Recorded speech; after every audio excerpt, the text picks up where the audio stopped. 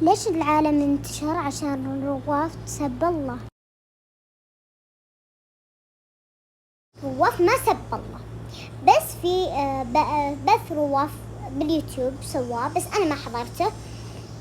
وبعدين رواف كان يلعب مع المتابعين زي أي واحد.